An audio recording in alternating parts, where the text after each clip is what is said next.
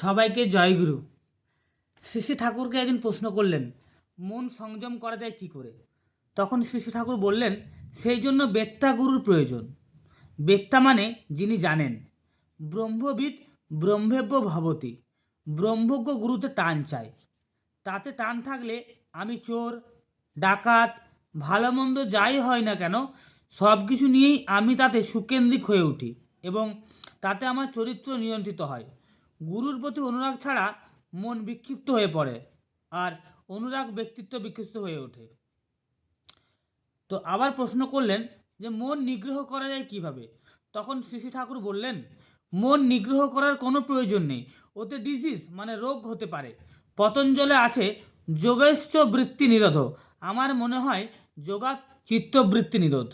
আবার একদিনকে প্রশ্ন করলেন, সদ্গুরুর প্রমাণ পাওয়া যায় কি করে?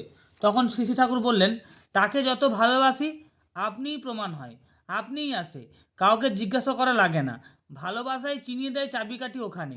লাভই বলো মানে ভালোবাসায় কনসেন্ট্রিক মানে সুকেন্দ্রিক করে, ভালোবাসায় সুকেন্দ্রিক করে। ভক্তি বলো, জ্ঞান বলো, সব একই। অ্যাটিটিউড মানে ভাব আলাদা, কিন্তু জিনিস এক।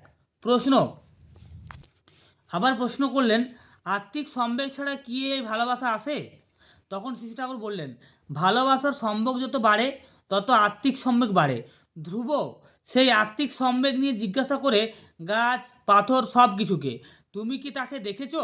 তখন ভগবান নারদকে পাঠালেন নাম দেওয়ার জন্য, মানে দীক্ষা নাম দেওয়ার জন্য।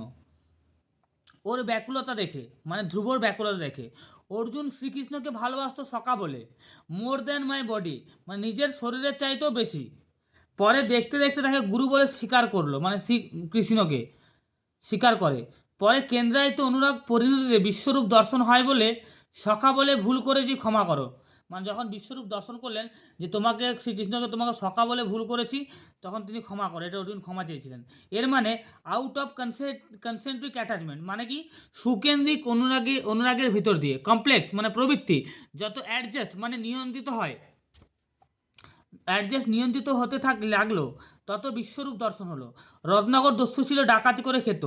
একদিন সে নারদের সাক্ষাৎ পেল। নারদ তাকে জিজ্ঞাসা করলেন, তুমি এই পাপকর্ম কেন করো?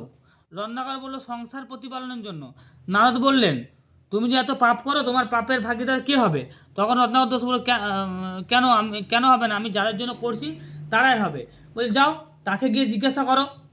বলি সে আস্তে আস্তে রত্নাকর দস্যু তার মায়ের কাছে জিজ্ঞাসা করলো, আজকে আমি যে এত কিছু পাপ কর্ম করছি তোমাদের খাওয়ানোর জন্য, তোমরা কি দায়ভার নেবে? তার মা বললো না। আস্তে আস্তে তার বাবার কাছে গেলেন, তার স্ত্রীর কাছে গেলেন, ভাইয়ের কাছে গেলেন, কেউ তার পাপের ভাগিদার নিতে রাজি হলো না। লাস্টে সে নারদ মুনির কাছে এলো এবং নারদ মুনি তাকে বললেন, তখন মানে রত্নাকর দস্যু বললেন, তুমি ঠিকই বলেছো। তখন রত্নাকর দস্যু নারদের কাছে যে বললেন, আমার আপন নয় কেউ আমার পাপের ভাগ নিতে রাজি নয়, আমার কেউ নেই। নারদ তখন বললেন, কেউ নেই কি? ভগবান আছেন, তুমি রাম নাম জপ করো, তার নাম করো। নারদ তখন তাকে দীক্ষা দিলেন, রাম নাম জপ করতে বললেন এবং সে এতটাই পাপি তাপি, সে রাম নাম আর জপ করতে পারে না। সে রামকে বলে মরা, সেরকম মরা মরা মরা মরা মরা মরা বলতে বলতে রাম হয়েছিল। তার আমূল পরিবর্তন হয়ে গেল। রামের আবির্ভাব হতে না হতেই রামের অবতারণা করলেন, মানে রামায়ণে রামচন্দ্র সৃষ্টি হওয়ার আগেই তিনি রামায়ণ রচনা করে ফেললেন। প্রত্যেকের মঙ্গল প্রার্থনা করি। জয় গুরু।